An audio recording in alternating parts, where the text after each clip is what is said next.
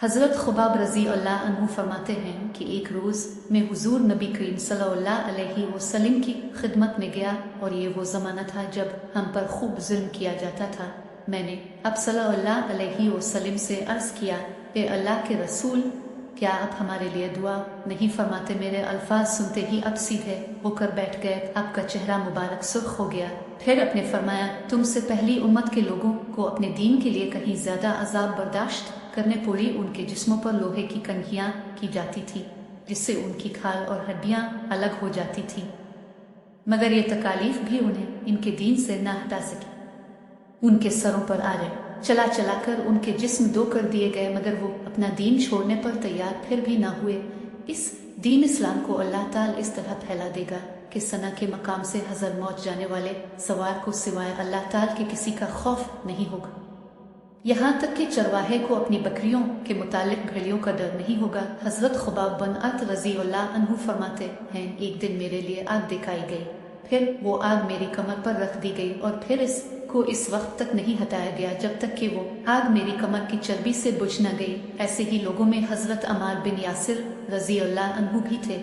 हजरत अमार बिन यासिर रज़ी अल्लाह अन्हु को उनके दीन से फेरने के लिए मुशरिकों ने तरह तरह के जुल्म किए, आग से जला जलाकर अजाब दिए, मगर वो दीन पर कायम रहे। अल्लामा इब्न जोजी रहमाहुल्लाह लिखते हैं, एक मर्तबा हजरत सल्लल्लाहु अलैहि वसल्लम इस तरफ तशरीफ ले जा रहे थे। इस वक्त हजरत अमार रज़ी अल्लाह अन्हु को आग से जला जला कर तकालीफ पहुंचाई जा रही थी।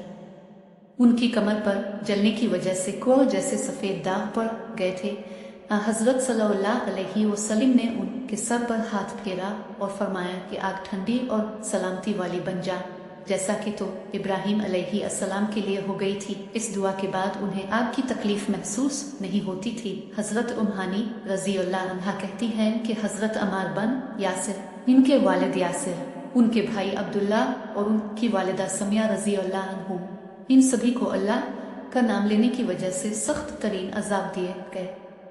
एक रोज़ जब उन्हें तकालीफ पहुंचाई जा रही थी तो नबी करीम सल्लल्लाहु अलैहि वसल्लम इस तरफ से गुजरे। अपने उनकी तकालीफ को देख कर फरमाया, ए अल्लाह, अल यासिर की मग़फ़िरत फरमा। उनकी वालिदा समिया रज़ी अल्लाह अन्हा को अबू जहल के चचा हुज़ैफ़ा बिन इब्न मुग़ीरा ने अबू जहल के हवाले कर दिया। ये उसकी बांदी थी। अबू जहल ने उन्हें नेज़ा मारा, इससे वो शहीद हो गई।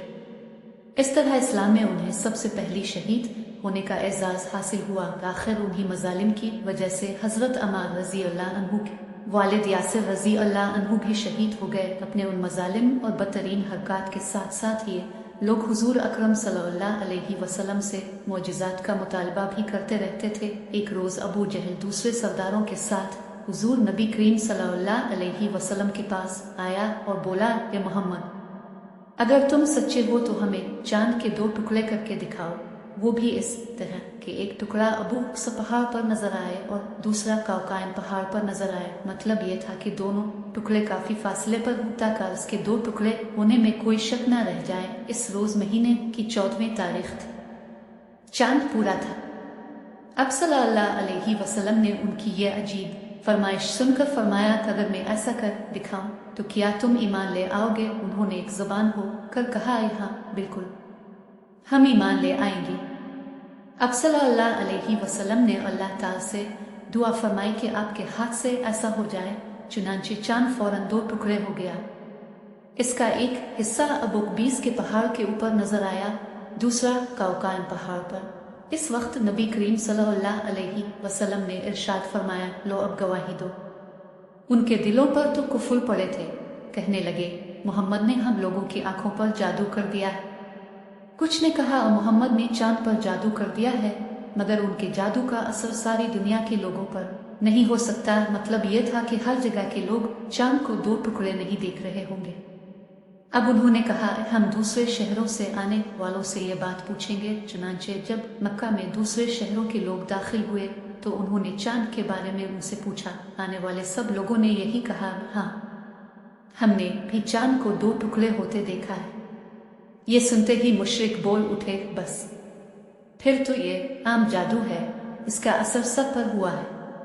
कुछ ने कहा, ये एक ऐसा जादू है जिससे जादूगर भी मुतासिर हुए हैं, यानी जादूगरों को भी चांद 2 टुकड़े नजर आया है।